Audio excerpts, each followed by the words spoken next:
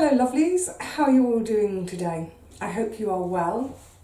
I'm okay, still got this going on, whatever it is, but I'm soothing myself with 2 or 3 cups of mountain tea each day. It's lovely. Right, so it's day 2 of my week of eating, week of cooking, week of food, and I'm just going to get lunch on the go now. But just to say, so yesterday evening I had my gorgeous fasolada. Oh, one thing I forgot to say yesterday was it's really yummy with a bit of feta crumbled on the top. Now, I didn't have any feta. I'm kicking myself because I had feta in the house about 10 days or so ago. But yeah, a little bit of feta crumbled on the top is so yummy. But it's gorgeous without. The reason I was just mentioning last night is because editing and rendering yesterday's cooking, eating food, I ended up taking so long, so that at the moment, it's lunchtime the next day, on the computer that video is still uploading. It's now uploading. And it's all a bit tight on the timings. And I'm mentioning it because I think what may happen is I'm going to put these out, possibly put these out on alternate days, just to take the pressure off in terms of getting it all edited and done on the computer, what have you.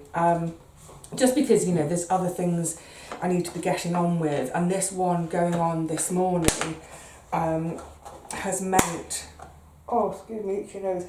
It just means that I've not been able to go out this morning.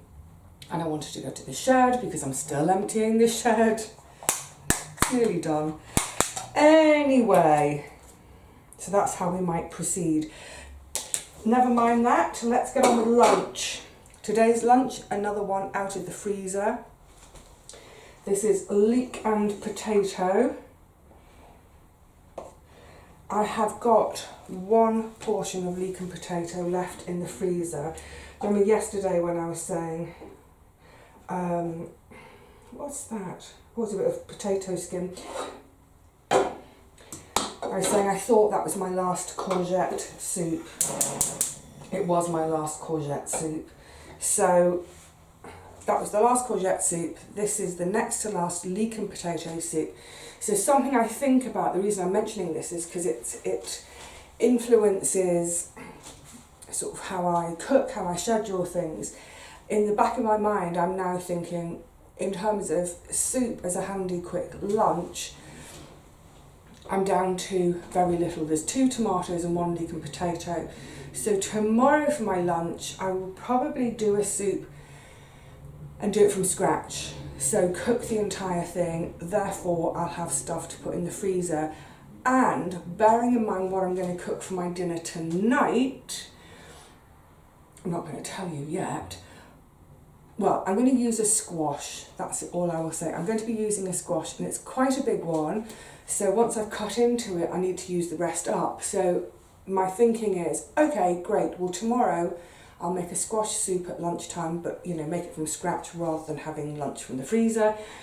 Then I begin to build up my stock of soups in the freezer again for days when I'm busy, I'm tired, I'm bored, whatever it is, just for convenience, isn't it?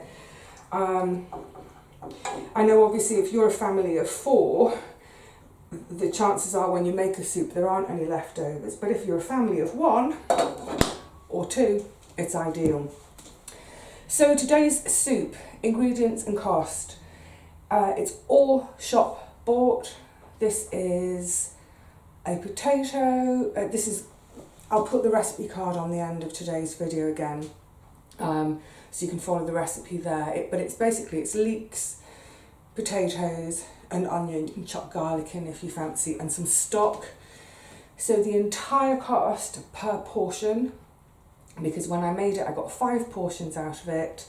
I always get 5 portions out of my soup, just always a little bit more. So per portion it works out at 42 pence. So quite a bit more than yesterday's 8p soup, but that's all shop bought ingredients, but even so, even though it's quite a bit more than yesterday's soup, which is plot ingredients, it just shows how it's still a whole lot cheaper than buying a tin of soup at the shops. If you can find, dedicate some time, even if it's once a week on a Saturday or Sunday, if you make up 2 big vats of soup, 2 different tastes, flavours, whatever it is, get them into your freezer, and then they can start to become part of a rotation. So you will see as this week of mine goes on, you will see things being in rotation. So yesterday's courgette soup, that was made months ago. That was probably made back in October. I'm having leek and potato soup. You get the drift. Even if it's every couple of weeks or so, if you can spend even a day would be ideal in the kitchen to make up 2, 3, even maybe 4 different soups, 2, 3, 4 different main meals. Stock your freezer up, and then if you've got a mad hectic life, you know that you've always got something really yummy and nutritious to eat, so you're not reaching for convenience foods, takeaways, snacks, that sort of thing. So good, this is just going to warm through. I'm going to face plant in it because I'm actually feeling quite hungry now. And then I will see you back here later for making supper, which I can't wait, knowing what it is, because I've just got my notes there. That's almost doing a little bit of a salivate in anticipation of it.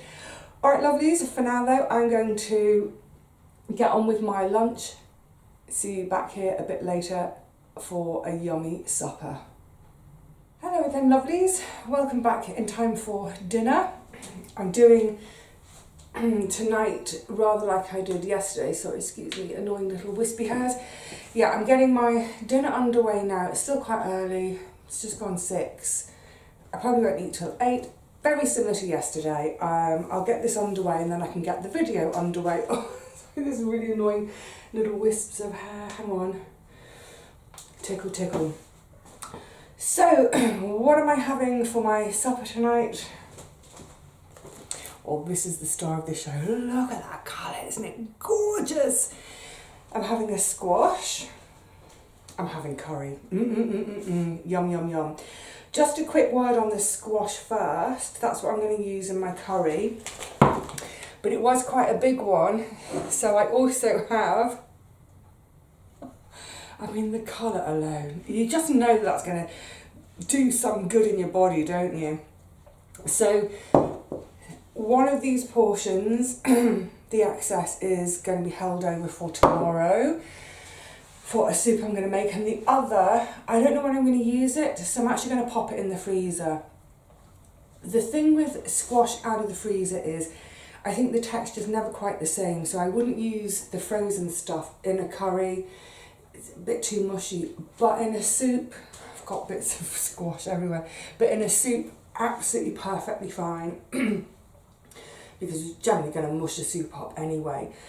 The other thing to say about this squash, so on the go at the moment, I've got, there's some oil and all the different spices. Use whatever spices you like. You could just use a straight up, a ready-made mix of curry spices if you like. It's entirely up to you. Yeah, back to the squash. It was quite a big one. This is one of the ones I grew last year. Just a bog standard butternut. The variety, for those gardeners who want to know, is a Waltham. That's the colour you get with a Waltham butternut. Because it's quite a big one, I find it takes me ages to skin it and then scoop the seeds out. Yes, save your seeds for roasting later, and then get it all chopped up. And I know some of you are like me, that's standing and prep in the kitchen. I've got a couple of friends who find that their lower back really aches when they do standing and prepping. So literally what I've been doing until this moment, on the sofa, listening to a programme, with a tray, my chopping block on the tray, my bowl is set up next to me. I just do it all on my lap, and it saves all that kind of standing time in the kitchen. perfect if you've got company, you can chat while you're doing it. Anyway, yeah, that's my little top tip for dealing with the squash. Do it sitting down. Okay, so the spices and oil, they're nice and warm. So into them I am adding, excuse me, it's probably about the equivalent of 2 cups of squash. Once again, this is a recipe I've shown before, so I'll put the recipe card on the end. I'm adding to it, chickpeas are lovely, but I'm not doing chickpeas on this occasion, I'm doing some coco Sophie. So it's closely related to the coco de Pampol, but it's not quite so creamy. Coco de Pampol is so creamy, I wouldn't put them in a curry, I just want a bowl of them on their own. The coco Sophie, I find, tend to have a little bit more bite to them, so they're perfect to go in here, have a cook. Now, these are out of the freezer, so having warmed up my oil and spices, I'm now going to start chilling things down again. Sorry, this is still really bothering me. And then to that I'm going to add the equivalent of a tin of tomatoes, but they're still really quite frozen. They came out just before lunchtime, but I thought it was warmer in here today. I thought it was warm enough to get them all melted, but evidently not. That's fine. All it means is that as everything goes in, it's just going to take longer to come to temperature, because once it's all up to temperature, I'm just going to let it sit and simmer for 20 minutes or so. I may add a little tiny bit of stock if I feel it's getting too dry. And then the other thing I'm adding are the corn pieces. Yeah, these need using up. So I was saying the other day how I know I just chopped a load of ice. So corn. So I should show you the spelling. Corn, not corn. And I was saying the other day about how folk may be a bit surprised to see a processed food in my cooking. I do use some stuff, as I was saying. However, this really needs using up. I think it goes out of date in another month, which shows how infrequently I do use it. But, you know, I quite like it once in a while, so yeah, why not? Well, I have well and truly chilled that right down now, so whack the lid on, bring it up to temperature, and I'll keep an eye on it. Once it's come back up to temperature, like I said, about 20 minutes, and all that's going to do is just cook those beans and the squash through, but without cooking it so long that things start to go mushy. Because I want some bites as I'm eating as well. The squash will go softer, but then I've got that lovely contrast with the beans, which will keep bite. And that's likewise if I use chickpeas. One of the reasons for using the chickpeas is they keep their bite. If you're using a tin of chickpeas, you can just chuck them in at the end, basically warm them through. Although the longer they're in there, the more of those spices are going to sort of infuse them. This, the next day, is really good because it's had time to, well, it's like marinade, isn't it? Right, so costs. So the squash, the tomatoes and the beans were all free. They've come from the garden. The spices, I didn't really know what price to put on them, maybe 25 pence, just like a half spoon here, a spoon there. I tend to buy them in bulk as well, so that brings the price down. Let's say 25p, I think, as a guess. And then the corn, this I've just used half a bag, that's £1.25. So altogether, this pot is going to cost £1.50. And from it, I will get 4 portions. Yum, yum, yum. Yeah, 4 portions, £1.50, so that makes each portion 38 pence. If I have a portion of rice with it, 50 grams of brown rice is going to cost me 7 pence. So a curry with rice is going to cost me 45 pence. I mean, it's a no-brainer, isn't it? In other words, adding that to my 42 pence soup at lunchtime, today's food will cost me 87 pence. And that's including £1.25 on half a bag of corn. That's the expensive bit. If it was all just veggies from the garden, it would be pennies. But yeah, there we go. Simple as. It's gonna, the smell, when the oil and the spices are warming up, it's doing it to me now. That smell gets my saliva going. So it's gonna sit on the hob for quite some time now. It's gonna drive me crazy after I've said goodbye to you all now. When I start editing, I'm gonna be smelling it and drooling. The other thing about the cast iron pans, I know I've mentioned it before, is turn it off before the end of cooking time.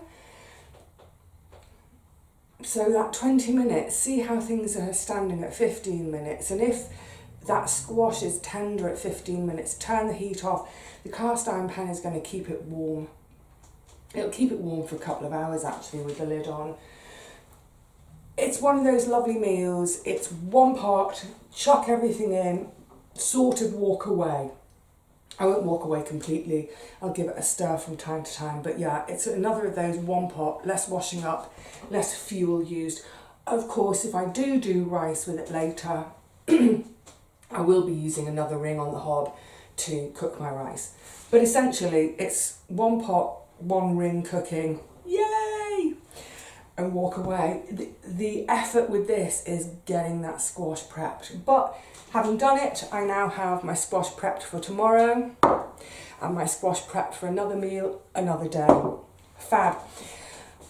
I think that's it for today in that case. I'm going to now enjoy these drool-inducing smells for the next hour or so whilst I get on with my work, and then I will tuck in and thoroughly enjoy it. And I will have 3 portions to put into the freezer for another day when I don't feel up to actually doing any cooking. So, yay to that. Alright lovelies, so until the next one, until tomorrow, look after yourselves, happy cooking, happy experimenting with your pot veg. The great thing of course about a curry is you can chuck anything in. I could chuck a handful of peas in later if I wanted, if I was feeling really, really naughty. Until the next one, cheerio.